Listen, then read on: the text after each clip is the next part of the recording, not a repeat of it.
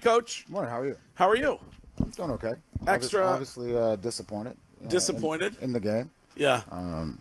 I thought defensively and special teams wise, I thought those guys played good enough to win the game. Offensively, a lot of challenges and just not good enough. Things look different when you're watching as a fan, so No, for sure. probably looks completely different to you. But is that the worst game you've been involved in your professional career? Not at all. Not at all. No, there've been bad losses around here, but once again, my focus is on this one, and it's a true loss if we don't learn from it, including myself. So, been around some tough games. 12 penalties over 100 yards. I know you're disappointed. You put that more on the guys or on you as the head coach? It initially starts with me, and we just have to be better. I will say, like, going back to some of those penalties that happened in the game, I mean, some of them were questionable. Like even with Nick, they said he moved the ball forward and called him for that penalty, and there were other things that happened. But when it's all said and done, they called the penalty, and we just have to be better.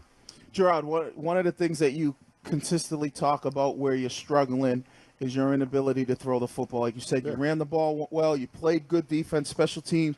What are you going to do differently moving forward that you think you guys need to do to change it so you can start making some plays? Yeah, look, we're in the solution business. No matter who the players are in the locker room, like we as coaches have to come up with solutions. And, I say it every week. Every spot is going to be evaluated, and it still holds true today. We talk about this with the Red Sox. Do you have the personnel on this football team, on this roster, to be winning these games? Look, we're always looking to get better. I'm not going to sit here and say, our roster is good or bad. Like, this is what we're working with. And it's my job and the coaching staff's job to get these guys to go out there and perform at a high level consistently here and going forward. This past week, there's been a lot of reports, whether it was the mutiny report that in the locker room, it's teetering on a mutiny. You had Godchow, Covington talking about players being selfish out there. What is the issue right now when you look at this team? Are we blowing it out of proportion, or is there a lot of frustration behind closed doors? I don't. The mutiny report is what it is. Guys put out things all the time. If it's true or false, that's for you guys to decide and you guys to kind of put your spin on those things. What I will say is the unfortunate thing, just heads up, in a mutiny, the captain is the last one to know. So just be careful. No, I appreciate that. But lock the doors. Thanks. Or whatever. Greg has no idea what we're planning. He's never played team sports. But I was on the bench. What I will say is, I got a uniform, but yes, go ahead. When a player comes out and says, "Look, the player, you guys use what the players say, and they also use you guys as vessels to get the word to the players as well, because they all listen to it, they all read it, see it on see it on social media." Yeah. What I will say, I agree. Like some of the plays that we had, and this goes back a couple of weeks now, letting the quarterback out of the pocket. It's like, look, let's play within the scheme. And I tell the guys all the time, like, this is the canvas. I don't care what picture you paint, but just stay on the canvas. And so you have to have those guardrails to keep those guys in order. And if you're not doing your job, then look, you can't be on the field.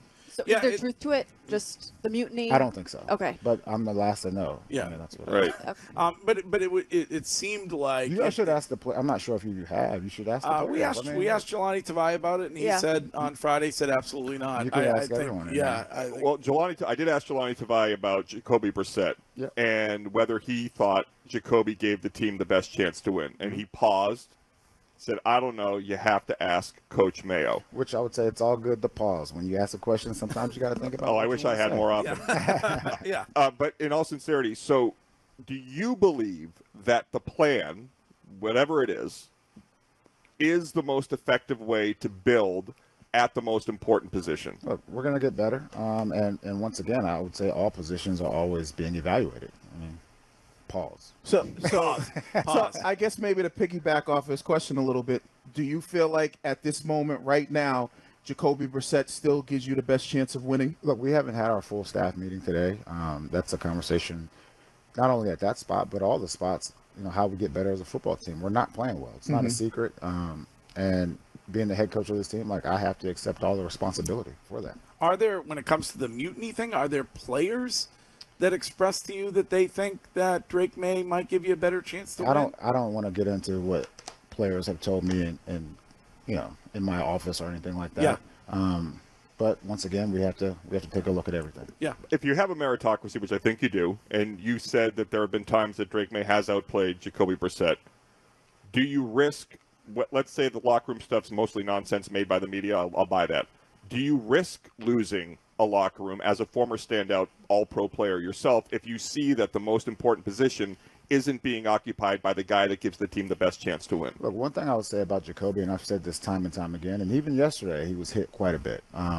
Look, I admire his toughness and being able to get back up and continue to play the game. He made some good throws yesterday. He also missed some throws, and that has shown up, pretty, all season.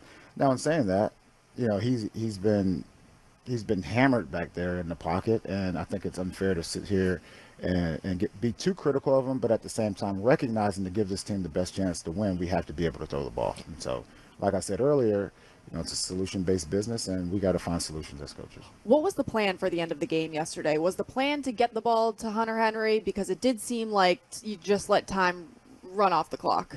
That was a mis-execution on multiple levels, which I would say as the game wore on, the focus, especially in those critical situations, just wasn't there. And, we have to do a better job, making sure we understand these situations, which we go through situations all the time. And even going back, looking defensively, they were just on the field too long. And it gets to a point in time where, those guys are tired. We had a guy in Marte Mapu, this is his first game and played the majority of the snaps. And, we got to be in better condition. We got to be able to execute in those critical situations, and it starts with me. Jerod, I think the biggest reason why we're frustrated as fans is we looked at this team before the season started, and we looked and said, okay, on paper, you're better than Washington. We think you're better than Chicago and Denver. And then I call cap on that. No. I did. I sat on this radio station and said, this is a better football team on paper. Top 10 defense. I think he's right. Running game. Chicago. It's a hot. Chicago. Full cap. So here's what I would say is when you see these young quarterbacks that looks like they're getting better. Mm-hmm. I think that's where the frustration for us as fans comes in, because which is fair. We felt like we were going to be in that same situation, and maybe we'd be sitting here, not to say at 4-1, but 3-2, with the headed in the right direction where we go, okay, we got our guy of the future. Yeah, which is fair that you and the fans feel that way. Mm-hmm. I would say as a coach and being inside this building, and I've said it time and time again, like we have to do what's better, not only for the short term, but the long term, which I understand and don't fall into the narrative fallacy of, this goes back to when Zuckerberg started Facebook and everyone started dropping out of college thinking they're going to start the next Facebook. We see a couple of quarterbacks out here doing well. There's also hundreds of examples over the years of it not going that same direction, and that's how I feel. Yeah. I was going to say, when you look at, like Wiggy brought up the Commanders, you look at that organization, what is the difference when it comes to the result that they're getting? From your perspective, because you look similar. Look, I know what you're trying to. I know what you're trying to lead me to. Like the quarterback threw 90%. I'm good. I thought that might be what. No. Look, the quarterback.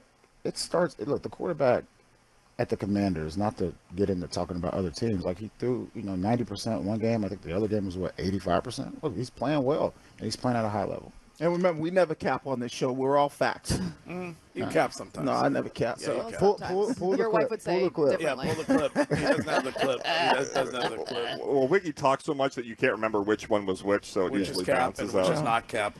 Yes. Jerod, we'd be remiss not to ask about Jabril Peppers. We just found out about that. Do you have anything to say? I know the organization said no further comment at this time, but as a head coach, this is a guy under you. Yeah, he called me that morning. I knew what was going on, and the NFL, we've informed the NFL what was going on, and we're still gathering information. So he's still on the team as far as you're aware? Yeah, I don't think anyone knows the facts or anything like that. It's a process. How do you feel like the young wide receivers are progressing? I think they are progressing. I would say, look, let's look at Booty yesterday. The guy, he gets a few catches, but I think the most impressive thing, or the thing that I want them to hear, is on that long run by Ramondre. Booty's out there blocking, and that's how you get to those big plays where everyone out there is helping one another. With Ramondre, was the plan always to have him sit, not start, and then put him in the first quarter? Was that just you were going to see how the game went? Well, I would say, yesterday those guys rolled quite a bit, and the plan was, to have Gibby go in there and start the game off, and we'll go from there.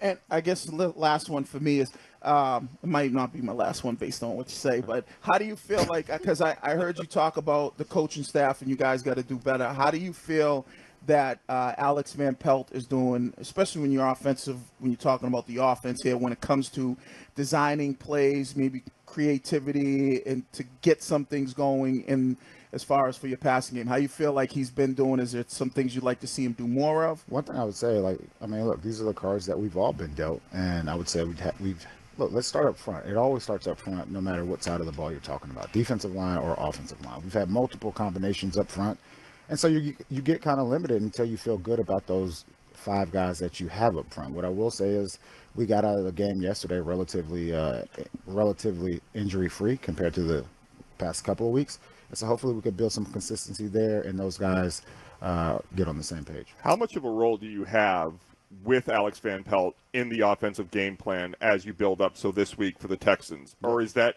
he's the head coach of the offense, you're overlooking it? And I kind of took that back when I said it earlier. I think it was in training camp. Look, I'm ultimately the head coach. I spend a lot of time, equal time, I would say, with the offensive and defensive staff, and we go through all those things. And look, it may not be the same lingo, but I would say from an idea standpoint, remember, it's all about spacing. I give my thoughts, and he puts together the game plan. Do you give thoughts, though, with the four plays, you're averaging just under 8 yards a carry. You have 4 plays to get in the end zone. You throw 4 straight times. Was that a mistake in hindsight? Well, I wouldn't want to say it's a mistake. What I will say is we got down there, and even though we did throw the ball, there were the execution of the plays was bad. That's what I would say. I think there is a concern for those of us who loved you as a player. Wiggy was saying this earlier, that you don't have full say when it comes to something like who your starting quarterback is going to be. And I think that comes from those who have heard you say, you said again on this show last week, he outplayed Jacoby Brissett in training camp. I think there are some who go, wait a minute, is it his decision to make? Yeah. And if so, how is he not walking in there today and going, all right, we got to give something different a try here, Yeah, and that's fair. It's a fair assessment. It's your opinion. I'll just leave it at that. I mean, you guys are here. You guys are here. I mean, look, you can offer up any You got opinion. the answers. You're doing a great job. No, I'm just saying, you guys can. All right, but if you wanted to, you would watch. Is it your decision only? Can I say that it's my decision only? Only. Not Elliot, not Robert. And that's no cap. My decision only. Okay. Right. Well, there's lots of cap space too. Yeah. I don't know. No. There are lots of players out there. I'll lighten the mood a little. The mood's not heavy though. For me at least. Like, look, we lost. We've not played well. We haven't performed well. We haven't coached well enough to get wins. With that being said, it's all a waste if we don't learn from these mistakes and get better going forward. Yeah, I like that. NFLPA suggested this week that they want locker room interviews to go away. Sometimes guys are, caught without a towel on. Sometimes Wiggy. Is that the main thing? Caught without a towel on. Wiggy used to do that on purpose. We're all adults. How would you? Eyes up. You don't know what I got below the waist. What's happening? You think they ought to go? No, all right. No opinion on that either way. No opinion on that. All right. Anybody else with Coach before he gets to work? When do you think you'll make a decision if you're going to go with Drake for next week? Look, we're still going through the film from yesterday, and we'll see how it goes. Okay. Okay. Right. Thanks, guys. All right, Thank Coach. you, Jerod. That is Jerod Mayo.